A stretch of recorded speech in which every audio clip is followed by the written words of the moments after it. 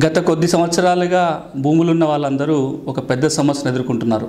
తెలంగాణలో కానీ ఆంధ్రప్రదేశ్లో కానీ భూములు అమ్మాలనుకునో లేదా మరో విధంగా బదలాయింపు చేసుకోవడానికి రిజిస్ట్రేషన్ పోయినప్పుడు ఈ భూములు రిజిస్ట్రేషన్ కావని తిప్పి పంపుతున్నారు. కొన్ని వందల వేల కేసులు కోర్టులకు వస్తున్నాయి.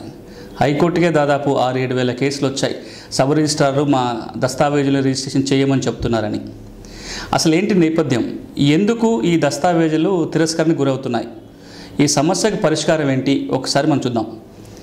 సెక్షన్ 22A లిస్ట్ అని నిషేధిత భూముల జాబితాని తరచుగా వినపడుతున్న మాట.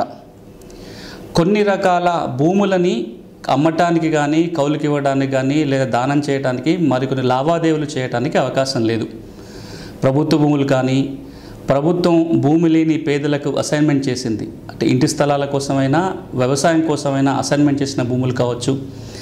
షెడ్యూల్డ్ ప్రాంతాలు లేదా గిరిజన ప్రాంతాలు ఏదంటామో ఈ షెడ్యూల్డ్ లేదా గిరిజన ప్రాంతాలలో ఉన్న భూములని నాన్ ట్రైబల్స్ అంటే గిరిజనేతలు ఎవరు కొనుక్కోవడానికి వీల్లేదు.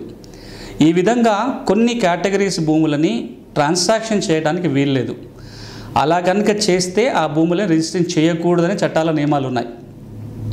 అయినా కానీ చాలా భూములు ఈ విధంగా రిజిస్ట్రేషన్ జరుగుతున్న నేపథ్యంలో రిజిస్ట్రేషన్ చట్టానికి ఒక సవరణ తీసుకురావడం జరిగింది 2007లో ఉమ్మడి రాష్ట్రంలో. ఆ సవరణ ద్వారా సెక్షన్ 22Aని చేర్చడం జరిగింది. ఈ సెక్షన్ 22A ఏమంటుందంటే, ఈ సెక్షన్ ప్రకారము జిల్లా కలెక్టరు లేదా ఇంకేతర ఎవరైనా ఆథరైజ్డ్ ఆఫీసర్ కనుక ఒక భూముల జాబితాని సబ్ రిజిస్ట్రార్కి పంపినట్లయితే ఆ జాబితాలో ఉన్న భూములకి రిజిస్ట్రేషన్ చెయ్యరు.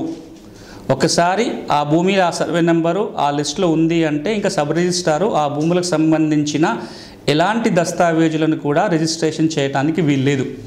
దాన్నే మనం సెక్షన్ 22A లిస్ట్ అని లేదా నిషేధిత భూముల జాబితా అని లేదా ప్రొహిబిటెడ్ ప్రాపర్టీస్ లిస్ట్ అని అంటాం.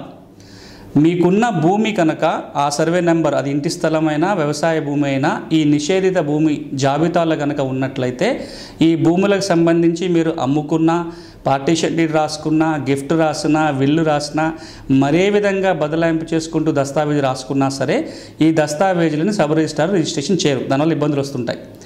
మరి ఏంటి సమస్య? ఈ జాబితాలో ఉండటం సరైందే కదా. ప్రభుత్వ భూములైనా అసైన్మెంట్ భూములైనా చట్ట ప్రకారం ఎట్లాగో అమ్మటం చెల్లదు. కానీ ఏమవుతుందంటే నిషేధిత జాబితాలో ఉండాల్సిన భూములు కాకుండా పట్టా భూములు కూడా నిషేధిత జాబితాలో చేరిపోయాయి. దానికి రకరకాల కారణాలు ఉన్నాయి. ఒక సర్వే నెంబర్లో కొంత పట్టా భూమి ఉంది, కొంత అసైన్మెంట్ భూమి ప్రభుత్వ భూమి ఉంది.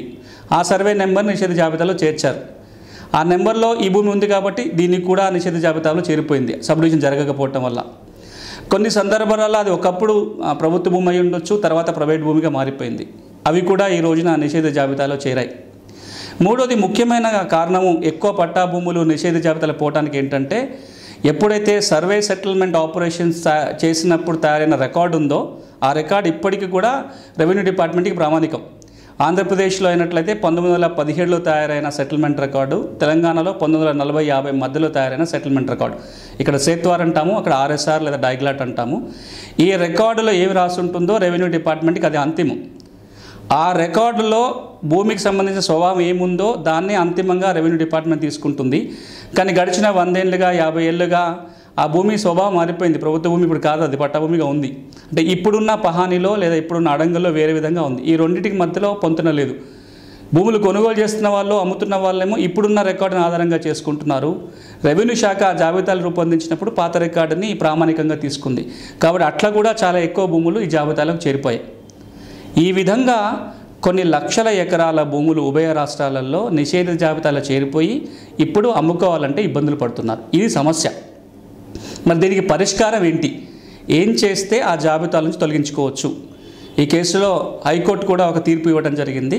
ఈ హైకోర్టు తీర్పు ఆ తర్వాత ప్రభుత్వం ఇచ్చిన జీవోల ప్రకారము ఏ భూమి అయినా సరే నిషేధిత జాబితాలో చేరకూడని భూమి కనుక నిషేధ జాబితాలో చేరినట్లయితే మొట్టమొదటగా దరఖాస్తు చేసుకోవాల్సింది జిల్లా కలెక్టర్కి. జిల్లా కలెక్టర్ కనుక దరఖాస్తు చేసుకుంటే అది నిషేధ జాబితాలో ఉండకూడని భూమి అయినట్లయితే ఆయన ఉత్తర్వులు పాస్ చేస్తారు. ఆయన ఉత్తర్వులను అనుసరించి జాబితాల నుంచి ఈ భూమి తొలగించడానికి అవకాశం ఉంటుంది. ఇక రెండవది, రాష్ట్ర స్థాయిలో ఒక కమిటీని ఏర్పాటు చేశారు. రాష్ట్ర భూ పరిపాలన ప్రధానాధికారి, సర్వే సెటిల్మెంట్ అధికారి, ఒక రిటైర్డ్ జిల్లా జడ్జి స్థాయి అధికారితో కలిపి ఒక కమిటీ ఉంటుంది. ఆ కమిటీకి దరఖాస్తు చేసుకున్నట్లయితే కూడా ఈ జాబితాలను తొలగించే అవకాశం ఉంటుంది. ఇక మూడో మార్గము సివిల్ కోర్టుకు వెళ్ళి టైటిల్ డిక్లరేషన్ సూట్ వేసుకోవటం. అది ప్రభుత్వ భూమి కాదు, పట్టా భూమి అని మనం కేసు వేసుకుంటే సివిల్ కోర్టు కనుక ఉత్తర్వులు ఇచ్చినట్లయితే జాబితాలను తొలగిస్తాయి. ఇవి 3 మార్గాలు. జిల్లా కలెక్టర్ దగ్గరికి వెళ్ళటం కానీ, రాష్ట్ర స్థాయి కమిటీ దగ్గరికి వెళ్ళటం కానీ, లేదంటే సివిల్ కోర్టులో కేసు దాఖలు చేసుకోవటం కానీ. ఈ 3 మార్గాల ద్వారా ఆ జాబితాల నుంచి తొలగించినట్లయితే ఈ సమస్యకి పరిష్కారం దొరుకుతుంది.